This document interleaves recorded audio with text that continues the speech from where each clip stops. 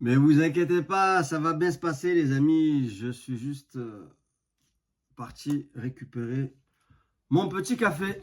D'ailleurs, mon petit café new-yorkais. Les amis, comment ça va? J'espère que vous allez bien. J'ai plaisir à vous retrouver.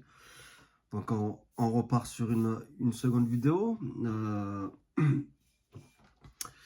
Deux sujets importants. Hier, donc, il y avait le classico français, Olympique de Marseille PSG. Et puis, le Ballon d'Or, on va commencer par le Ballon d'Or. Enfin, moi, ce qui me concerne, hier soir, il n'y avait qu'un événement. Pour moi, évidemment, c'était le football, c'était le OM PSG.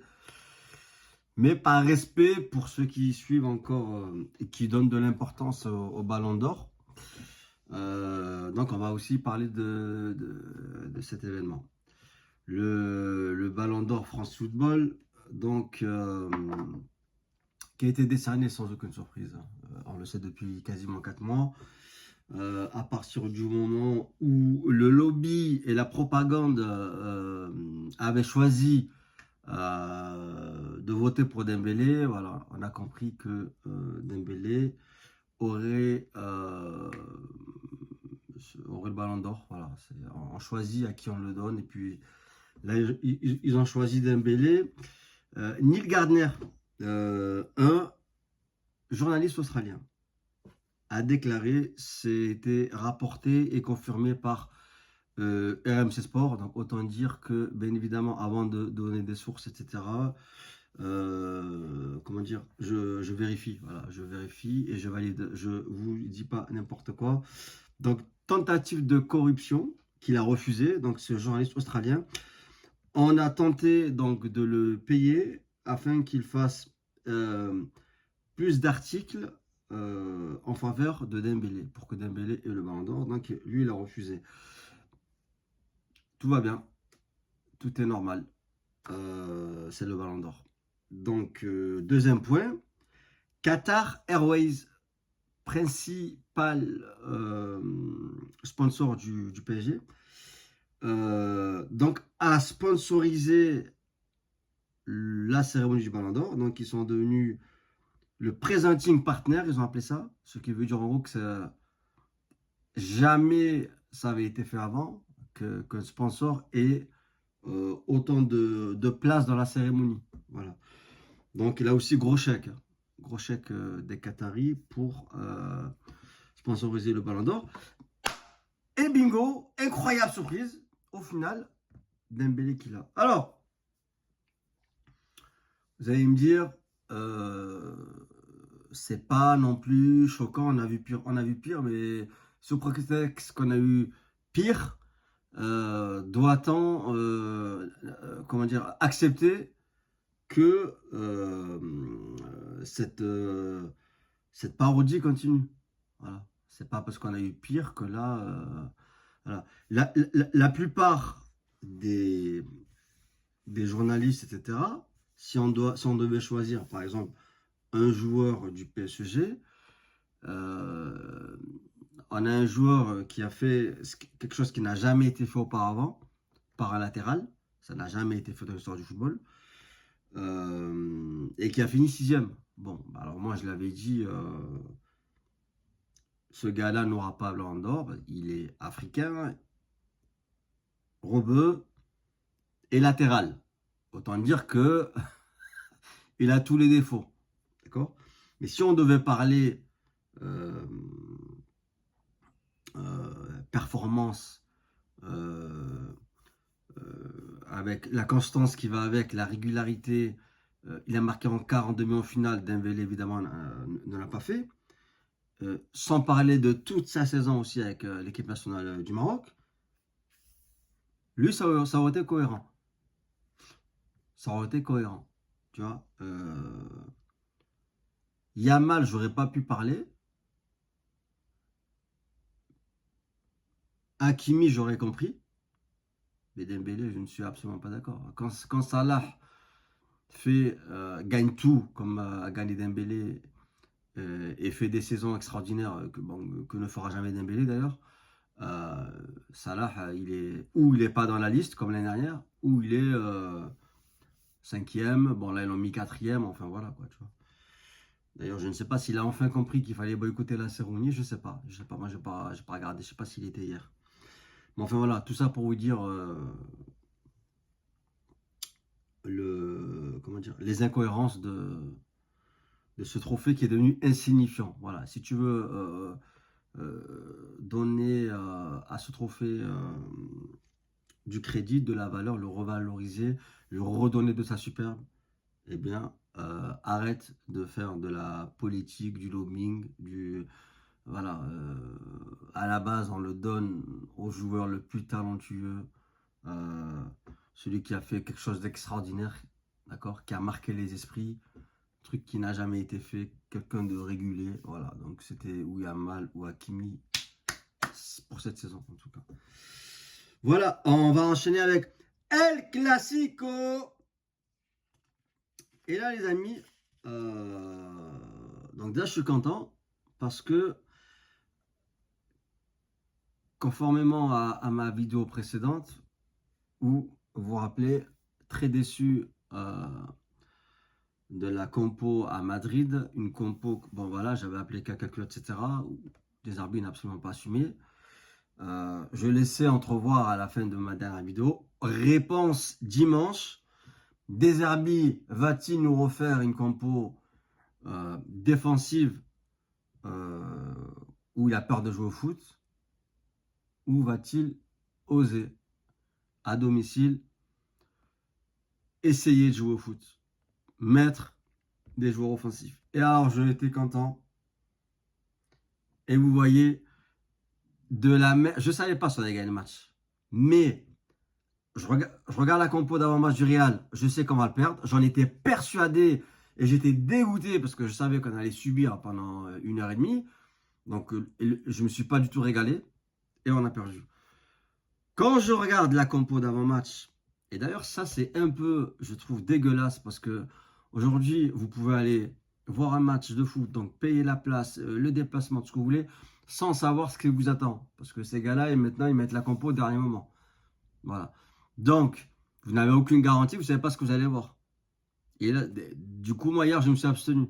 Voilà, parce que aller voir une équipe qui va subir et défendre pendant 90 minutes et payer pour ça, ça ne m'intéresse pas. J'ai déjà du mal à le faire devant ma télé. Alors, aller au stade et sortir un bon billet pour ça, ça ne m'intéressait pas. Et je vous dis, franchement, hier, en plus, il y a eu le décalage et tout, il y a eu des places, on m'a proposé vraiment des places à un prix intéressant. Voilà, vraiment intéressant. Je me suis abstenu. Voilà. Je me suis quand même régalé. Devant mon poste, il n'y a pas de problème. Mais j'ai souri en regardant la compo. C'est là où ça m'a fait penser. C'est plus comme vous allez voir, quand vous allez voir un spectacle, au théâtre, au cinéma, etc. Vous avez les acteurs. D'accord? Vous avez même le synopsis. Parfois, il y en a qui n'aiment pas lire, préfèrent garder la surprise. Mais en tout cas, du coup, ça vous permet de vouloir y aller ou pas. Est-ce qu'on ne devrait pas faire pareil avec le foot? Au moins donner la compo le matin. C'est-à-dire, le mieux, c'est la veille. Mais voilà, bientôt, je crois qu'ils vont nous lâcher la compo 10 minutes avant le coup d'envoi. Enfin bref, ça, c'était une petite parenthèse. Donc, la compo m'a rassuré. J'ai aimé voir Gouiri, Pachao et Greenwood au départ. Déjà, je me suis dit, on a 3 joueurs, vrais joueurs offensifs. Donc, on va essayer de jouer tous les coups à fond. Et on n'est pas là pour dire, c'est bon, on va défendre comme des fous, on va essayer de... Voilà. Et d'ailleurs, bingo, en première mi-temps, le PSG est venu 2 fois dans la surface de réparation de l'OM, en 45 minutes. Depuis 9 ans, ça n'était pas arrivé au PSG. Alors, est-ce que je raconte des bêtises? Voilà. Est-ce que je dis des bêtises? Non seulement le scénario et les stats m'ont donné raison, mais pire, le score du match m'a donné raison. Bien que moi, j'avais précisé, joue au foot, si tu perds, tu perds. On va pas t'en vouloir de perdre contre le Real ou même le PSG, mais propose déjà quelque chose. On a proposé quelque chose et en plus ça a payé. Donc magnifique. Alors on va dire oui, mais ça reste une équipe à 850 millions. Il manquait 3 joueurs, certes. Et alors, les mecs qui sont venus là, les Barcola, les machins, les Guevara, c'était pas des branques, hein, c'est pas des joueurs de CFA. Hein. Tout le monde a déjà connu, et Marseille en premier, ils ont déjà joué des classicos avec des absents de marque. Voilà. Donc, d'ailleurs, les acteurs, les principaux concernés ne se sont absolument pas cachés derrière cette excuse. Et même très peu de Parisiens l'ont sorti. Parce que tout simplement, ce n'est pas une excuse. Voilà. Concernant Luis Enrique, moi je suis content aussi que l'OM ait gagné ce match parce que, bien que de manière générale, c'est quelqu'un que j'apprécie, Enrique, il a quand même fait une déclaration, on va mettre ça peut-être dans la maladresse, il n'est pas trop habitué à ça, ou moi je dis qu'il a peut-être aussi un peu pris la confiance, mais il a quand même dit qu'il aimait bien éteindre les stades et qu'il allait faire taire le stade Vélodrome. Voilà, il avait dit. Donc, moi, le positif, ce que j'aimais là-dedans, c'est que c'est quelqu'un qui va donner encore, qui va allumer le feu, ça va donner de l'intérêt à ce classico, etc. De l'importance. Il chambre les Marseillais, etc. Ok, pas de problème. Mais toutefois, je trouve que dire on va refroidir le Vélodrome, on va faire taire le Vélodrome, c'était quand même un peu déplacé. C'était irrespectueux. Voilà.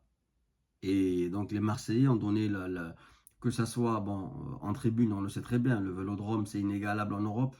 Inégalable en Europe.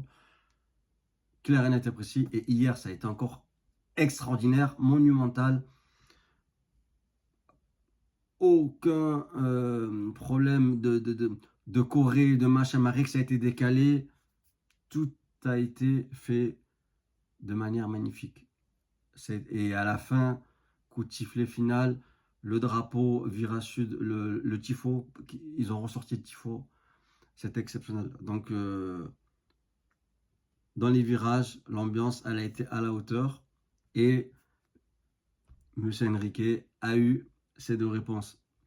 Celle du Vélodrome, qui ne s'est pas tué du tout. Et sur le terrain, les Marseillais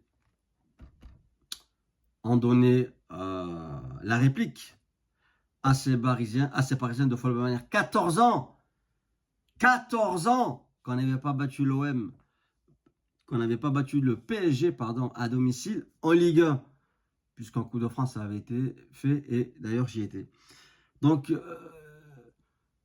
oui, c'est un événement, mais pour moi, ça vient surtout, comment dire, confirmer le beau travail qui a été fait, le recrutement. J'étais persuadé qu'il y avait une belle équipe, je l'ai dit aussi dans la présente vidéo.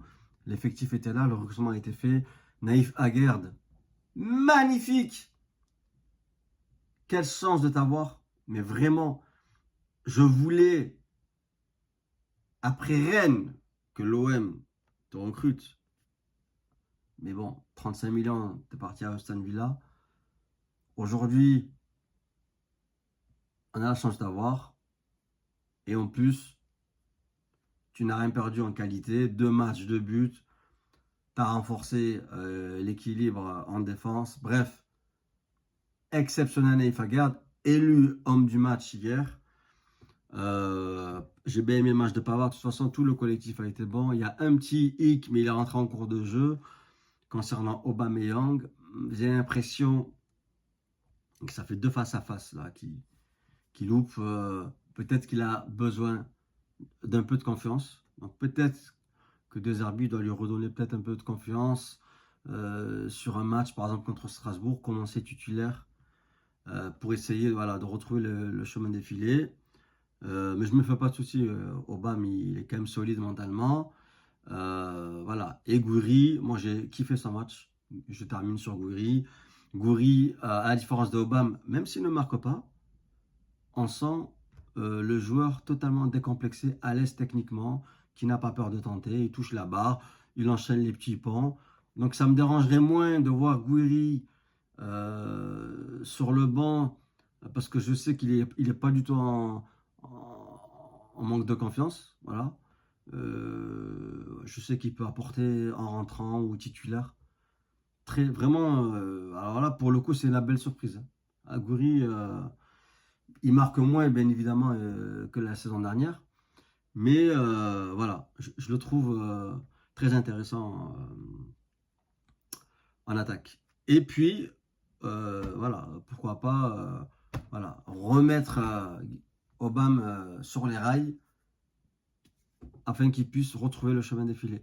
Les amis, c'était un plaisir. À la prochaine vidéo.